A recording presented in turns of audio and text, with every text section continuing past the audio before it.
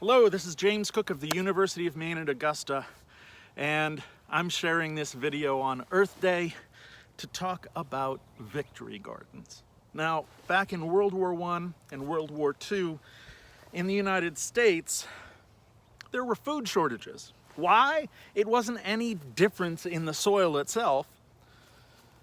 It was instead a difference in what people were doing. Huge amounts of energy were diverted towards war efforts. So factories were shifted in their production. People were moved, some of them to be soldiers, others to be off the front lines, but also to be military support. And all that people shift led to a lack of investment in some other things, including, but not limited to food production.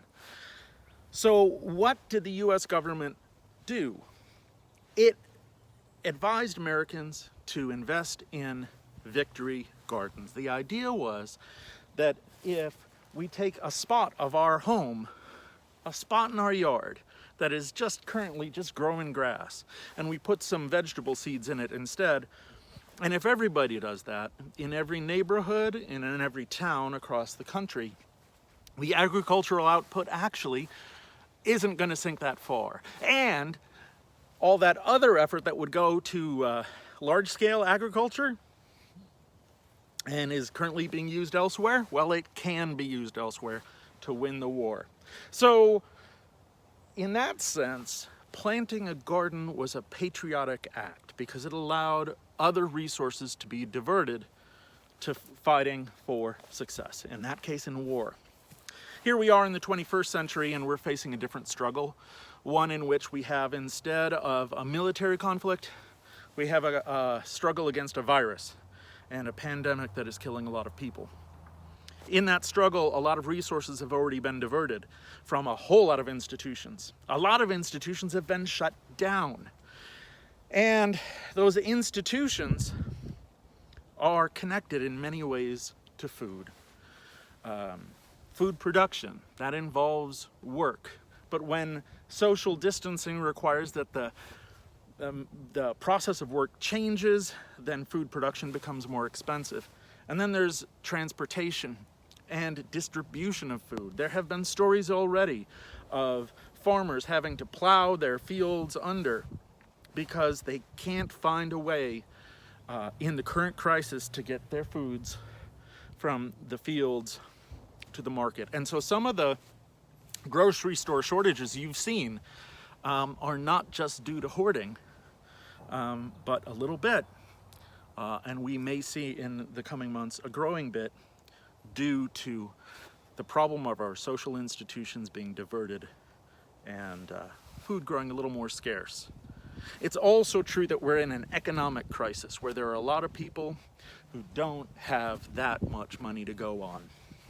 And so how are you going to spend $3 if $3 is all you've got? Well, one way to spend that money is on a garden. So I've gotten a little fancy here. I've got cedar raised beds. Cedar's a nice wood because it doesn't, it resists rot, and it doesn't have any toxins. But you don't need a raised bed. All you need really is a shovel and some soil. And here in Maine, we've got a lot of soil. You don't have to be fancy in how you set it up either. Here, I've just got some sticks put together in a tripod where I'm going to be planting some pole beans. If you've just got $3 to spare right now, a good investment of that $3 is buy a package of pole beans. For every pole bean you put in the ground, you'll be getting 20 to 30 full, rich pods of beans come July, fresh, and you can eat them right from the vine, and they'll be 6 feet tall. Beautiful things too. So think about a victory garden. Think about it as a way to increase our food supply locally, to ease the strain on those institutions that are doing something else, and help those other people out there that are looking for food when food gets scarce.